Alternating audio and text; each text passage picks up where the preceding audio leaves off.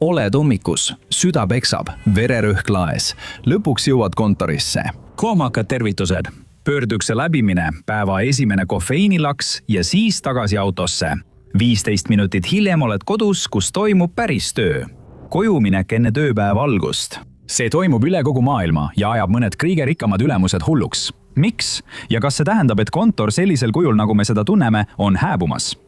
Mina olen Josh ja tänases saates The Infographic Show uurime, milline on kodus töötamise tulevik. On olemas nähtus nimega coffee badging. See esineb peamiselt tehnilistes ja professionaalsetes ametites, töökohtades, kus inimesed oodatakse kontoris kohalolekut. Ameerika Ühendriikides tähendas see 2023 aastal umbes 70 miljonit inimest ehk ligikaudu 44% kogu tööjõust. Seega väga palju inimesi. Lühidalt öeldes on coffee badging ülemaailmse pandeemia pikaajaline kõrvalmõju. See tähendab oma näo näitamist ja läbipääsukaardi vilgutamist ülemusele või administraatorile ning see jätab mulje, justkui oleksid terve päeva kontoris. Tegelikult oled sa aga kodus ja teed täpselt sama tööd, mida teeksid ka siis, kui istuksid kontoriboksis. Sellele, kes niimoodi toimetab, pole mingit kahju tehtud. Nad ütlevad, et on sama produktiivsed töötades oma käsnakalle aluspükstes kui särgi ja pükstega. Mis siis probleem on? Ülemused versus töötajad, võitlus kontori pärast. Tõde on see, et paljud maailma suurimad ettevõtete omanikud ei ole sellega nõus. Statistiliselt ei taha keegi, kes tänapäeval laua taga töötab, olla 5 päeva nädalas kontoris kinni. 2024 aasta kaugtööportaali FlexJobs küsitlus näitas, et 51% vastanutest ütles, et ideaalis tahaksid nad olla täielikult kaugtööl. Nad tahavad kontorit täielikult vältida. 46% teistest vastanutest ütlesid, et eelistaksid hübriidmudelit. Natuke kontorit, aga 2 või 3 päeva töötada kodust. Hinnanguliselt töötab praegu kogu maailmas umbes 100 miljonit inimest hübriidmudeli järgi. Aga kas sellest saab uus norm? Statistika näitab, et tänapäeval ei taha peaaegu keegi olla aheldatud laua külge. Future Forum Pulse'i uuringu kohaselt soovis vaid 7% vastanud töötajatest olla kogu nädala kontoris. Mis juhtus? Inimesed ei olnud sellised 10 või 20 aastat tagasi. Nagu me ütlesime, see oli pandeemia. See muutis meie mõtlemist. Me mõtleme keskmiselt tööle teisiti. Gallupi küsitlus umbes 400 000 Ameerika kontoritöötaja seas aastatel 2019 kuni 2025 näitas, et inimeste arv, kellel on tööl parim sõber, on oluliselt vähenenud. See on langenud 22%-lt 2019 aastal 17%-le hübriidtöötajate seas. See viib ettevõtte kultuuris isoleeriva võõrandumiseni. Praegu usub vähem ettevõtte töötajaid ettevõtte missiooni kui varem, eriti nooremad inimesed. Ärevuse ja depressiooni määrad töökohal on samuti tõusnud. Need tõusid järsult piirangute ajal, kuid on jäänud kõrgemaks kui suhteliselt rahulikus pandeemiaeelses ajastus. Töötajad ei ole lihtsalt enam nii rahul kui varem. Võib-olla lahendab kodus töötamine selle probleemi. See on keeruline. Mõned väidavad hoopis vastupidist, öeldes, et töötajad oleksid tegelikult rohkem rahul, kui nad veedaksid rohkem aega oma kolleegidega. Just seda usuvad paljud vanemad juhid. Mis puudutab kohvimärgistamist, siis nad ei ole just eriti vaimustuses sellest, et nende töötajad neid ninapidi veavad. Halvimal juhul võib see tunduda palgapettusena. Ja ükskõik kuidas sa seda ka ei vaataks, on see selge ettevõtte reeglite rikkumine. See ei puuduta ainult mõnda üksikut töötajat. Kohvimärgistamine on väga levinud. Kui LinkedIni küsitlus küsis ligi 1500 töötajalt, kas nad on seda kunagi teinud, vastas 19%, et nemad või nende kolleegid teevad seda pidevalt. Veel 31% ütlesid, et on seda vähemalt korra teinud. Teises uuringus, seekord 2000 ameeriklase seas, tunnistas 44%, et nad on 2024 aastal aeg-ajalt kohvimärgistamist teinud. See oli aasta varasemaga võrreldes langenud 58%-lt. Miks see muutus? Tavaliselt ei ole see vallandamise põhjus, kuid ettevõtted on sellest tüdinenud ja karmistavad reegleid. 2025 aastal tehtud Resume Templates'i uuringus, milles osales 849 juhti, ütles 47%, et nende ettevõtted hakkavad inimesi vallandama või vähemalt rakendama distsiplinaarmeetmeid, kui nad ei täida kontorisse naasmise ehk RTO korraldusi. Töötajate jaoks annab massis tegutsemine teatava kaitse. Kui kõik reegleid rikuvad, on sul käes revolutsioon. Ettevõtted ei saa kõiki vallandada, aga mitte kõik ei tee seda. Ja paljud ettevõtted tahavad praegu tegelikult, et suur osa nende töötajatest ise lahkuks. Sa kuulsid õigesti. Mõned ettevõtted on tunnistanud, et nad on kehtestanud RTO selleks, et vabaneda nõrkadest lülidest. Need inimesed, keda nad on pidanud ettevõtte ballastiks, seda nimetatakse vaikseks vallandamiseks ja selle eesmärk on muuta töö nii talumatuks, et sa lahkuksid ise. Jah, see on küll üsna ebamoraalne, aga inimeste vallandamine võib olla stressirohke ja kulukas. Vaikne vallandamine on koondrinipp. Seda teevad paljud ettevõtted. 2025 aasta uuringus tunnistas koguni 53% ettevõtetest, et nad kasutavad vaikse vallandamise taktikaid. Peamiseks põhjuseks oli töötajate soov teha kaugtööd. Ülemused arvavad, et nad on kavalad, aga mõne jaoks on see hoopis vastupidise tulemuse andnud. Umbes 3 miljoni spetsialisti uuringu kohaselt on hiljutised kontorisse tagasikutsumised toonud kaasa 14% suurema tööjõu voolavuse, kusjuures naised lahkuvad 20% ulatuses. Mõned kõige kogenumad töötajad, juhid, mentorid, uuendajad ja üldiselt kõige tugevamate oskustega inimesed lahkusid suurenenud määral 18–19% ulatuses. Kuigi kontorisse tagasikutsumised ja vaikne vallandamine võisid eemaldada mõned vähem pühendunud töötajad, on tegelik lahkumiste laine kaasa viinud ka tõelised varjatud talendid. See on väga suur risk. Miks siis ülemused nii väga hoolivad sellest, et sa kontoris oleksid? Vastus on, et mitte kõik neist ei hooli. See võib sõltuda sellest, kui sügavad on nende silmaümbruse kortsud või kas neil on tekkinud lõuavoldid. Rahvusliku majandusuuringute büroo andmetel lubavad lõuavoltideta milleniaalidest ja Z-põlvkonnast juhid oma töötajatel palju tõenäolisemalt kaugtööd teha kui väsinud beebibuumeritest või isegi X-põlvkonna kolleegid. 2025 aastal läbi viidud uuringus, milles osales 8000 USA töötajat vanuses 20–64 aastat, sai pilt väga selgeks. Nooremad ettevõtted, mida juhivad nooremad ülemused, teevad palju rohkem kaugtööd kui vanemad firmad. Kuna tuleviku ülemused on kõik milleniaalid või Z-generatsiooni esindajad, kas see tähendab, et 10 aasta pärast teeme kõik kaugtööd? Võib-olla, võib-olla mitte. Inimesed muutuvad, kui nad vanemaks saavad. Nad võivad muutuda nagu härra Jeffrey Preston Bezos, 62-aastane buumer. Buumer Jeff on üks maailma suurimaid tööandjaid ja oli väga range oma töötajate jälgimisel. Kui Amazon ei jälgi oma töötajate tootlikkust tellimuste täitmise keskustes, siis tutvustab ta töötajate tulemuslikkuse juhtimise praktikaid. 2024 aastal kehtestas Amazon jälgimispoliitikad, mis annavad juhtidele teada, kuidas nende kontoritöötajad kontoriruumides liiguvad. Töötajatel endil on nüüd individuaalsed kohaloleku rekordid, ligipääsukaardi aruanne sisemisel personali juhtpaneelil. Kodulembestele Amazon lastele tähendab see üht asja. Hüvasti, niisama korraks kontorist läbiastumine. Ettevõte vallandas hiljuti umbes 14 000 kontoritöötajat erinevatel põhjustel, kuid alles on veel umbes 350 000 inimest. Kõigil kästi uue kontorisse naasmise poliitika järgi tagasi tulla. Enamiku jaoks tähendab see nüüd 5 päeva nädalas kontoris või siis töölt lahkumist. Juhtidele anti korraldus vallandada kõik, kes korraldust eiravad. See on kas teed nii, nagu Amazon tahab, või oled läinud. 30 000 töötajat on allkirjastanud korralduse vastu petitsiooni, kuid see võib olla lihtsalt mugav viis lahti saada neist, keda peetakse laiskadeks. Amazoni president ja tegevjuht Andy Jassy selgitas, et inimeste kontorisse tagasi toomine on seotud tootlikkuse ja kultuuriga, mis käivad käsikäes. Sul ei saa olla kultuuri, kui selle osad ei ole koos ühes kohas. Amazon ütleb, et kui töötajad on koos kontoris, toob see rohkem energiat, sidet ja koostööd. Kas tal oli õigus? Üks Amazoni töötaja nii ei arvanud. Sisemisel teadete tahvlil kirjutades ütles ta, et ainus asi, mis peaks lugema, on mõõdikud. Kui lõpptulemus on hea, siis miks peaks olema oluline, kus sa töötad? Ettevõtted hoolivad kasumist, mitte sidemetest. Aga kas ühte on vaja, et teist saavutada? Töötajad ütlevad ei. Jeff ja Jassy ei nõustu. Midagi sarnast juhtus Samsungis. Pärast seda, kui Samsung kehtestas 2025 aastal 5-päevase kontoris töötamise poliitika, teatas ta meediale, et nende kontorite koridorid olid täis naeratavaid ja õnnelikke inimesi. Kõigil oli väga lõbus, mis on ilmselt ka põhjus, miks ettevõte teatas hiljem, et on kasutusele võtnud juhtidele mõeldud vastavusvahendi, mis võimaldab jälgida kõiki kontoritöötajaid. See aitaks tagada, et töötajad täidavad oma kohustusi ega käiks vaid korraks kontorist läbi. Meedia on rääkinud vaiksest vastuhakust nendes suurtes ettevõtetes.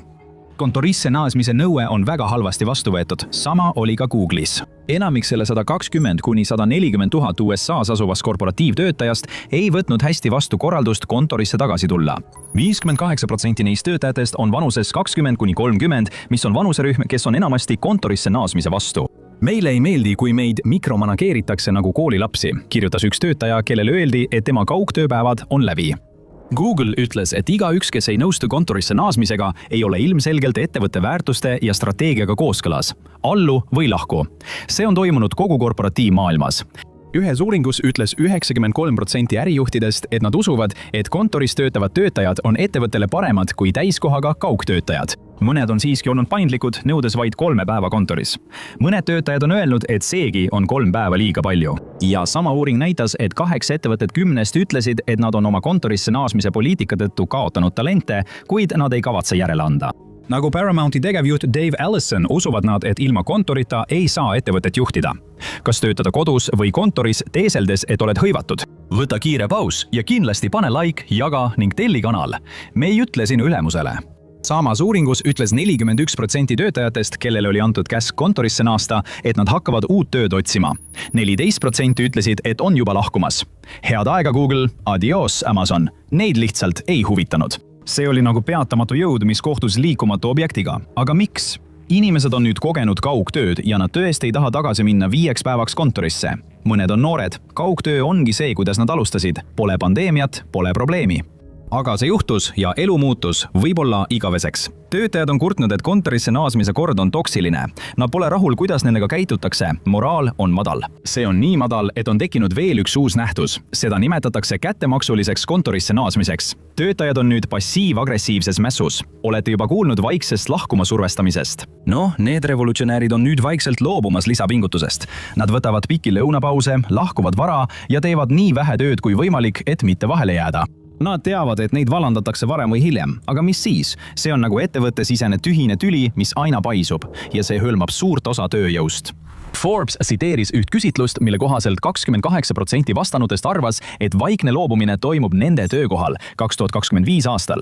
Seda nimetati selle aasta peamiseks karjäärisuundumuseks. Üks ekspert ütles, et kättemaksuhimuline kontorisse naasmise kohustus muutub tavapäraseks, kuna rõhuvad kohustusliku kontoris töötamise nõuded haaravad kogu Ameerika ettevõtlust. Töötajate vaatenurgast paistab, et nende ülemused ei hooli nende heaolust. Kõik on läbi põlenud. Inimesed on masenduses. Suur küsimus on, kas neil on olnud liiga lihtne. Majandusteaduses on teooria, mis ütleb, et kui inimesed teenivad piisavalt, et mugavalt elada, võivad nad valida rohkem vaba aega selle asemel, et rohkem tööd teha. Teisisõnu, kui ellujäämine on tagatud, võib motivatsioon väheneda. See on üks argumentidest, mis ütleb, et Z-generatsioon on ülemäära õigust nõudev. Ühes 625 USA värbamisspetsialisti seas läbi viidud küsitluses ütles 45%, et Z-generatsioon on kõige keerulisem põlvkond. Susie Welchi artikkel Wall Street Journalis põhjustas tormi, kui ta ütles, et Z-generatsioon ei ole mitte ainult keeruline, vaid lausa tööle võetamatu. Kriitika on laialt levinud, mitte ainult USA-s. Õigust nõudvad, laisad, ärahellitatud, ebausaldusväärsed, tujukad, ülitundlikud, illusioonides elavad, isegi nartsissistlikud. Solvangud tulid peaaegu igast korporatiivmaailma nurgast. Kriitikute sõnul on ainus põhjus, miks Z-generatsioon ei taha kontoris töötada, just need negatiivsed omadused. Z-generatsioon ise ei pruugi sellega nõustuda. Õiglane või mitte, paljud ettevõtted seisavad nüüd silmitsi korporatiivse ummikseisuga. Töötajad ei taha kontorisse tulla, samal ajal kui juhid väidavad, et tootlikkus ja koostöö langevad, kui nad seda ei tee. Kumbki pool ei ole valmis järele andma. Näib, et lahendust pole. Või siiski on? Tootlikkus, õnnelikkus ja töö maksumus. Kui lõpptulemus ei kannata, siis on kontorisse naasmise pealesurujad ilmselgelt lihtsalt väiklased. Küsi vabakutseliselt, kas ta sai rohkem tehtud kontoris palve eest töötades või siis, kui talle maksti tükitöö eest. Tavaliselt on ainult üks vastus. 2004 aastal läbi viidud uuringus oli tükitöö eest töötanud inimesed 20% tootlikumad kui kindla palgaga töötajad. See polnud küll kontoritöö, aga põhimõte on sama. Mida ütleb meile suurem töömaht tootlikkuse kohta? Inimesed on võimelised palju enamaks, kui neid motiveeritakse. Enamikus suurtes ettevõtetes on vaja meeskonnatööd ja paljudes töödes on raske tulemuslikkust mõõta, seega ei saa kõiki panna vabakutseliseks. Töötajad tahavad samuti etteaimatavat palka, kuid siiski saab pakkuda stiimuleid. Mõned ettevõtted teevadki nii. 20% küsitluses osalenud ettevõtetest ütlesid, et maksaksid oma kontoritöötajatele rohkem kui hübriidtöötajatele. 76% ütlesid, et palk oleks sama ja vaid 4% ütlesid, et kaugtöötajad saaksid rohkem. Teistes uuringutes ütlesid töötajad vastupidi, et nad oleksid nõus palka vähendama. 5–25%, et ainult kaugtööd teha. Tagasi suure küsimuse juurde. Kas kaugtöö muudab inimesed vähem produktiivseks? Kui see nii on ja ettevõtte kasum kannatab, on juhtidel igati õigus seda mitte lubada. Vastus on, et see on keeruline. Hiljutine uuring näitas, et kaugtöö põhjustas tootlikkuse vähenemise 10% võrra võrreldes kohapealse tööga. Selle uuringu viis läbi Stanfordi majanduspoliitika uuringute instituut ning seda kinnitas ka teine uurimus, mille avaldas riiklik majandusuuringute büroo. Selle tulemused pidid tegevjuhtidele õudusunenägusid tekitama. Uuring viitas sellele, et kaugtöötajad olid koguni 18% vähem produktiivsed kui kontoritöötajad.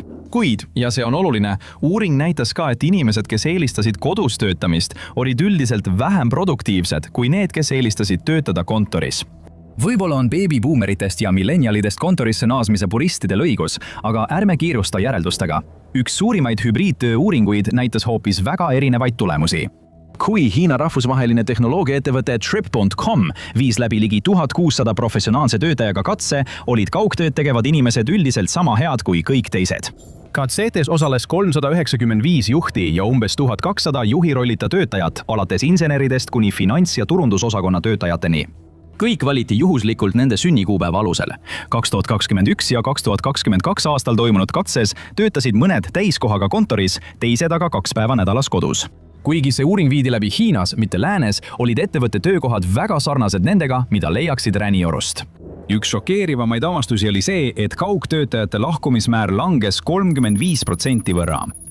Samuti paranes hübriidtöötajate tööga rahulolu märkimisväärselt ja mis veelgi olulisem, töösoorituse hinnangutes ja edutamistes ei olnud mingit erinevust. Hübriidtöötajad töötasid sama hästi kui need, kes ei teinud hübriidtööd. Tootlikkus püsis või oli isegi veidi parem. Tulemuseks oli see, et paljud ettevõtte juhid olevat muutnud oma seisukohta hübriidtöö mõju kohta tootlikkusele, kuid iga ettevõte on ainulaadne. Neil on oma kultuur, tooted ja ülesanded. Seega tuleks hübriidmudelit katsetada, et näha, kas see töötab. Uuringud, mis väidavad, et kaugtöö on ettevõtetele kas hea või halb, peavad arvestama erinevustega. Tõenäoliselt jääb tootlikkus lihtsalt samaks. Seda ütles San Francisco Föderaalreservi Pank 2024 aastal.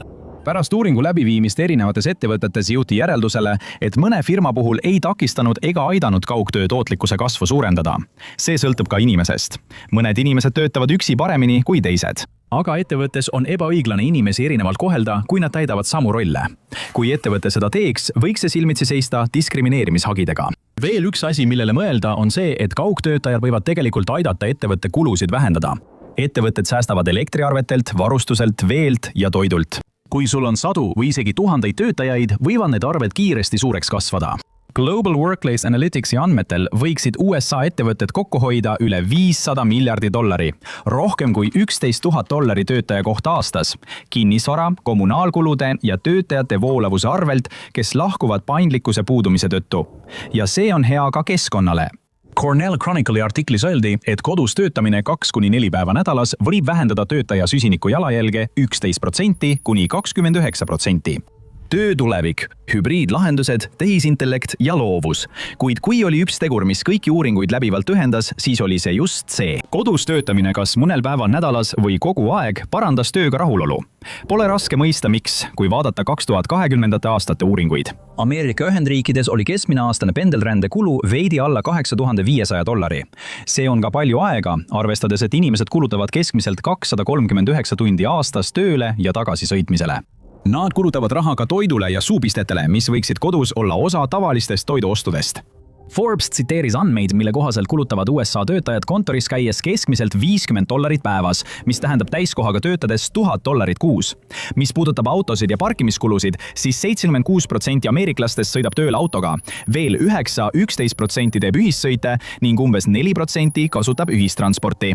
New Yorgis on see pigem umbes 55%, mis on Ameerika kõrgein näitaja, millele järgneb Washington DC 37%. Paljud New Yorgilased maksavad $132 30-päevase metrookaardi eest, aga see puudutab ka heaolu.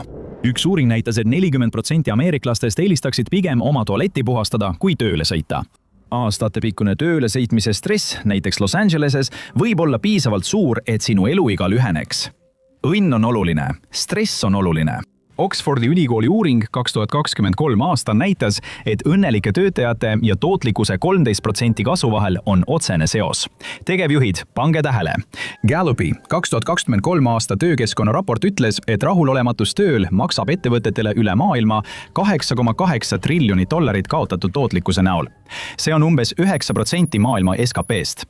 Inimesel muutuvad töösuhtes ükskõikseks. Nad ei taha enam oma ülemustele muljet avaldada. Nad töötavad halvasti ja lõpuks lahkuvad lihtsalt töölt. Lihtsalt öeldes teeb kodus töötamine inimesed rahulolevamaks. Selle kohta on veelgi rohkem andmeid. Cisco juhitud ülemaailmne uuring, milles osales 28 000 täiskohaga töötajat, näitas, et võimalus töötada kodust tegi 82% töötajatest õnnelikumaks. Aga nüüd esitame tõsise küsimuse. Kas sa oled tõesti õnnelikum, kui töötad kodust või ütleb su aju sulle lihtsalt nii? Sest kaugtööl on ka varjukülg. Igaüks, kes on seda palju teinud, tunnistab seda tõenäoliselt. Suurepäraseid suhteid saab luua kontoris. sa võid leida eluaegseid sõpru. Mõned uuringud ütlevad, et me veedame keskmiselt ligi 81 400 tundi oma elust tööl. Kui veeta kogu see aeg üksi, võib see tähendada, et muutume palju isoleeritumaks. Z-põlvkond ei vaja rohkem isoleeritust. Lõputud uuringud näitavad, et nad on keskmiselt vähem seltskondlikud kui varasemad põlvkonnad. Statistiliselt kannatavad nad rohkem sotsiaalse ärevuse all. Nad käivad vähem väljas, pidutsevad vähem ja neil on vähem seksuaalelu. Paljud on üles kasvanud seadmetest sõltuvuses, mis võib olla vaimsele heaolule täiesti katastroofiline. Mõnikord tundub lihtsam olla üksi. Seal on vähem riski, vähem pingutust, aga me kõik teame, et pingutamine võib su elu oluliselt paremaks muuta. Inimesed, keda tööl kohtad, võivad su elu täielikult muuta. Kõik sõltub sellest, kas julged oma mugavustsoonist välja astuda. Kõik oma tööpäevad üksi sülearvuti ees veeta võib sind lühiajaliselt õnnelikumaks teha, kuid tõenäoliselt süvendab see sinu ärevat üksildustunnet. Positiivse psühholoogia valdkonnas võib hea töökultuur anda su elule tähenduse ja eesmärgi. Sul tekib ühine kuuluvustunne. Meeskonnatöö arendamine võib suurendada sinu enesekindlust.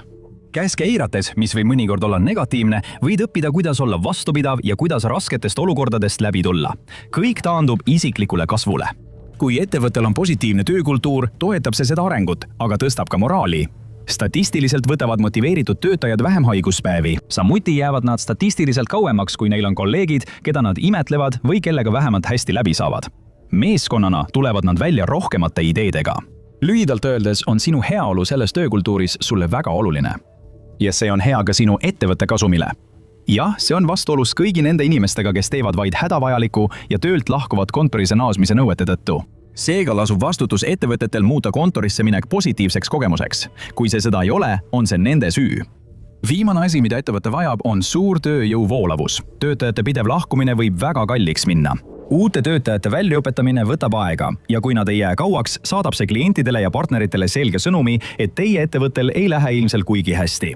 Tulevikus leiavad ettevõtted tõenäoliselt tasakaalu meeldiva kontorikultuuri loomise ja töötajatele osalise kodukontori võimaldamise vahel.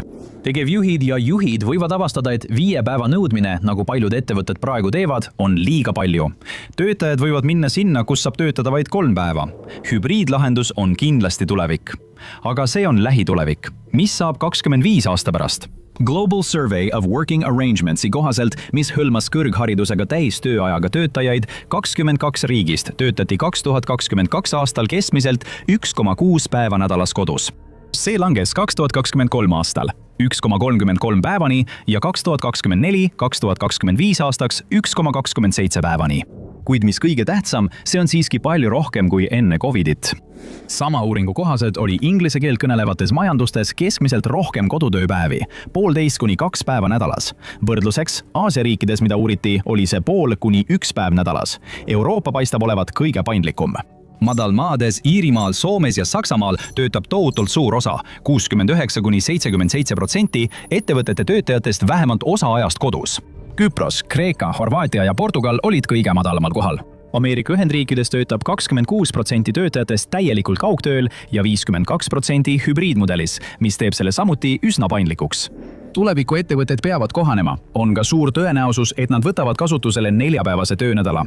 Island on seda proovinud ja teatanud suurest edust. Tootlikkus ei vähenenud. Mitmed ettevõtted üle maailma, sealhulgas mõned Ühendkuningriigis ja Jaapanis, katsetavad samuti lühemat töönädalat. Seni on tagasiside olnud erinev. Kickstarter ütles, et töötajad pidid lihtsalt rohkem tööd 32 tunni sisse mahutama.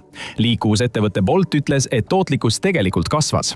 Nii et tulevik saab tõenäoliselt olema hübriidne ja võib-olla ka 4-päevane töönädal. Suurem küsimus on see, et kui tehisintellekti süsteemid muutuvad arenenumaks, kas töö muutub nii lihtsaks, et me saame lihtsalt löögastuda ja lasta robotitel kõik rasked asjad ära teha. Kas töönädal võiks väheneda vaid 10 või 20 tunnini?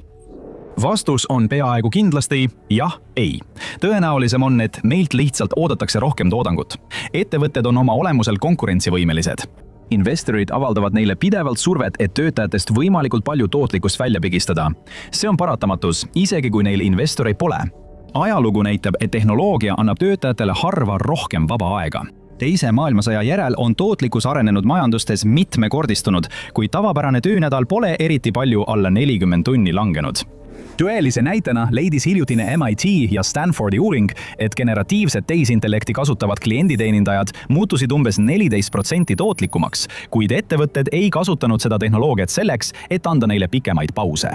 Nad lihtsalt ootasid, et töötajad teeksid rohkem tööd. Teisisõnu, kui tehisintellekt vähendab sinu töökoormust poole võrra, siis tõenäoliselt ei veeda sa ülejäänud pärastlõunat rannas. Sinult lihtsalt oodatakse, et teeksid 2 korda rohkem. Tehisintellekti revolutsioon võib tähendada, et arvutitest ja teistest seadmetest saavad uued vabrikud ja tehased. Harvard Business Review ütles hiljuti just seda. Tehisintellekt muudab töö palju intensiivsemaks. On tõenäoline, et tulevased Z, alfa ja beta põlvkonna juhid toetavad töötajatele paremaid töötingimusi. Töötajate õigused ei ole seni halvenenud. See on peamiselt tänu aktivismile. Varasemad tööstusharud võitlesid tegelikult selle nimel, et laste tööjõudu hoida kurnavates vahetustes, kuid asjad muutuvad põlvkonniti. Ja nagu olete näinud, tahab Z-põlvkond, et inimesed naudiksid oma tööd rohkem. Neid on süüdistatud õigustatuse tundes, kuid tööalane aktivism on minevikus inimkonnale palju head toonud. Kui nemad on ülemused aastal 2050, pakuvad nad tõenäoliselt oma töötajatele seda mugavust, mida nad ise kunagi nõudsid. Aga kas täiesti töövaba tulevik on üldse võimalik? On tõsi, et masinad muutuvad uskumatult keerukaks. Paljud töökohad kaovad, eriti need, mis ei vaja inimlikku puudutust või lahket sõna. Aga mis saab loomeinimestest? Kas ikka veel on kirjanikke, kes jutustavad lugusid ja animaatoreid, kes need ellu äratavad? Kas on ka jutustajaid, kelle hääl on muusika sinu kõrvadele? Aga kuidas on toimetajaga, kes ütleb sulle, et tempo on vale või et oled mõne punkti juba ammendanud, nagu võib-olla praegu? Tegelikult on väga tõenäoline, et loominguline töö inimeste jaoks hoopis laieneb, täpselt nagu oleme juba näinud platvormidel nagu YouTube, TikTok ja Substack. Sisuloojate majandus peaaegu ei eksisteerinud 20 aastat tagasi. Nüüd tahab peaaegu igaüks saada loojaks. See oli 2024 aastal väärt umbes $250 miljardit ja mõned hinnangud viitavad, et see võib 2027 aastaks ulatuda $500 triljonini. 2050. Võib-olla hakkab peaaegu igaüks looma või aitama luua mingisugust sisu, et tulevikus elatist teenida. Nüüd mõtled, et kindlasti võtab tehisintellekt mõned loomingulised töökohad ära.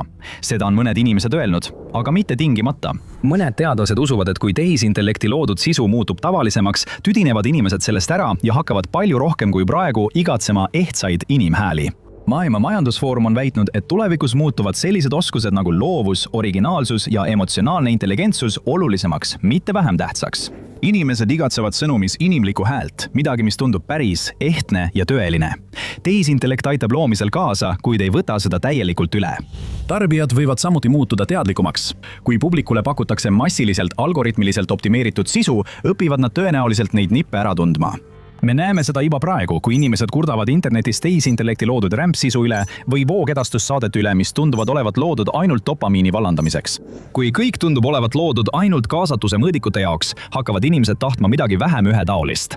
Olgem ausad, kui tehisintellekt optimeerib kõik nii, et see kõlab ja näeb välja ühesugune ning igaüks saab seda tarkvara kasutada, hakkavad tarbijad nõudma midagi teistsugust. Nad tahavad optimeerimata loomingut. Praegu nimetatakse seda autentsuse lisaväärtuseks. Väga tõenäoliselt muutub see tulevikus veelgi olulisemaks. Ja siin tuletegi teie mängu, tulevased loojad. Aastal 2050 võib teie ebatäiuslik autentsus olla nagu kullatolm, kui teate, kuidas seda esile tuua. See pole ka mingi originaalne ennustus. Inimesed on seda rääkinud aastakümneid, isegi sajandeid. Sellised inimesed nagu majandusteadlane John Maynard Keynes, Karl Marx või Bertrand Russell ennustasid, et masinad hakkavad lõpuks kogu raske töö ära tegema.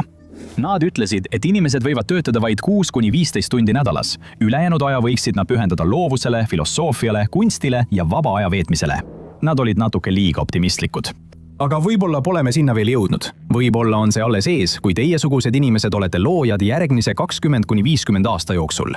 Tehisintellekti maailmas võib meie inimlikkus saada meie kõige väärtuslikumaks varaks.